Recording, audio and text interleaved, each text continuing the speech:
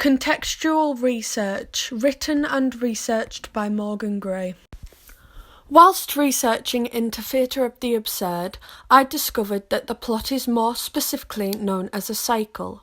A cycle style of theatre means that there is actually no real starting or ending point to the circumstances of the characters and the plot. You could most likely skip to any point in the play and automatically be able to understand what is happening, as nothing really happens to the characters or the plot. Nothing changes, and the situations and issues that the characters get themselves into throughout the play are never given an ending. They are never resolved, which gives the plot no point whatsoever.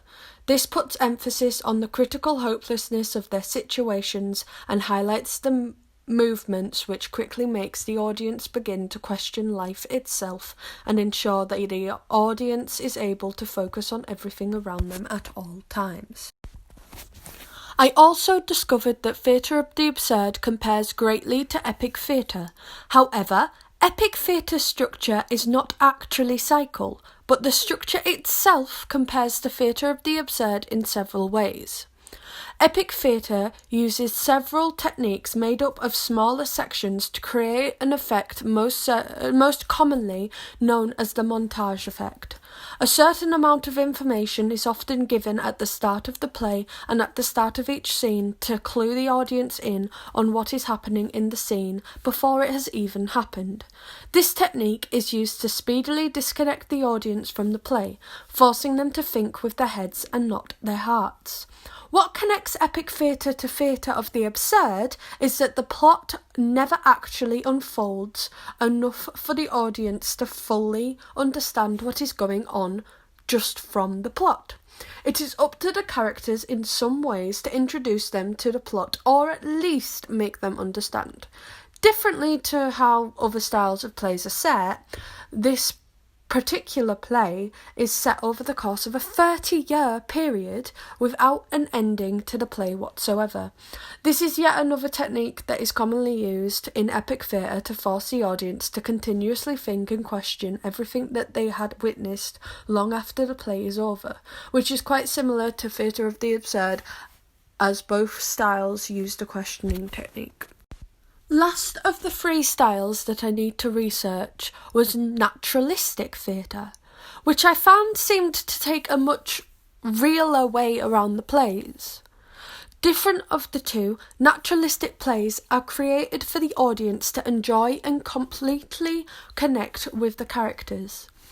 Quite often with this style of play, the characters in question will already have a very thorough background that is presented throughout the entire performance, showing that the audience would most certainly become immersed into the story, causing them to become attached. Naturalistic plays are usually set in a 24-hour period, unlike the other two styles of theatre. This style of theatre, naturalistic, will also follow a linear structure from start to finish in order to allow the audience to fully follow the characters throughout with their development and story in an emotional way. During the performance, the actors may also slowly build up emotions through their characters so that they themselves could fully immerse themselves in the storyline. Unlike the other two styles of plays, naturalistic plays will usually have an end of the work. The exploration of family relationships through the plays The Caretaker, Fences and Mother Courage are very similar in the ways that the relationships are explored. Mick in The Caretaker is shown heavily caring for his brother Aston. However, the relationship that he has with his brother is quite toxic due to the fact that Mick seems to desperately need to have some sort of power or control over Aston. This will for power shines through when Mick and Aston are arguing over who is in fact actually owns the flats that they are trying to rent out. Their brotherly bond, to me, is actually quite destructive.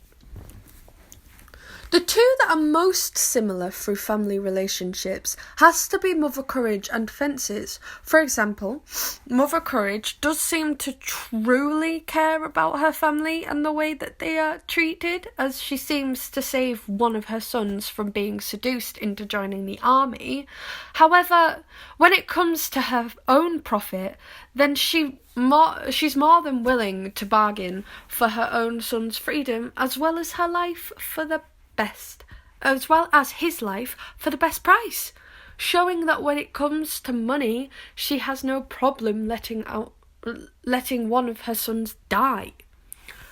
Troy, however, in the Fences, adores his family and is willing to do almost anything to protect his family, much like Mother Courage in Mother Courage and Her Children, especially when it comes to finding a home for them, as Troy used his brother's money given to him by the government to buy his entire family a home so that they could at least have a roof over their heads.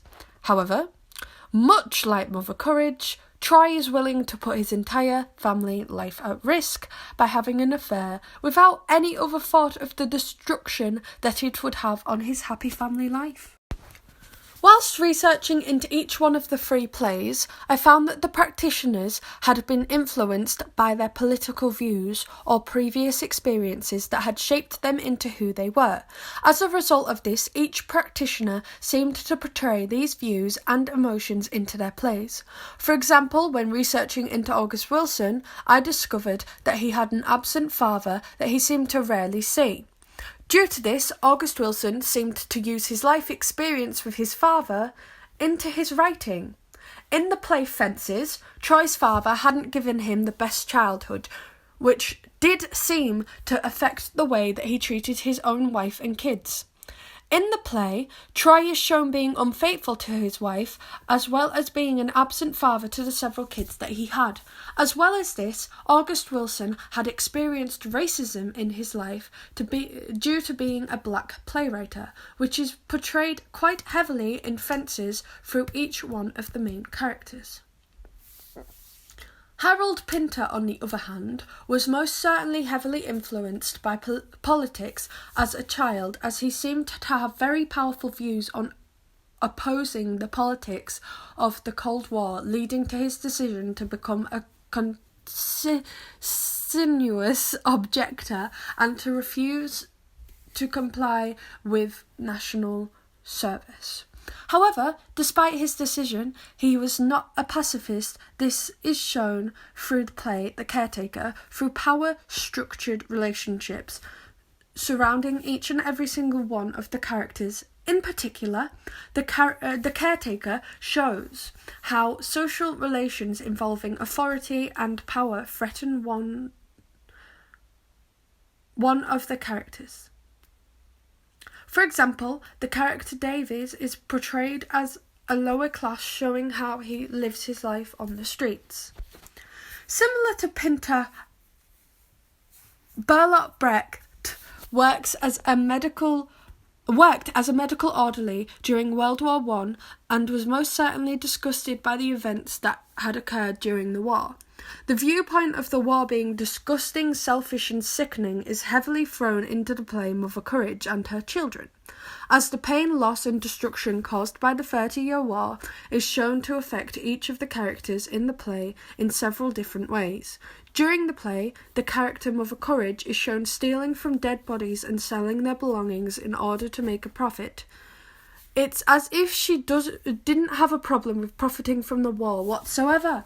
However, as the play develops, Mother Courage finds several other ways to make a profit from the war by practically selling her son off to the war, where he meets his inevitable end, proving that she really didn't seem to have a problem with using her family as a way of earning money. This technique is quite similar to August Wilson's work, as both the practitioners use their past experiences to shape their main characters.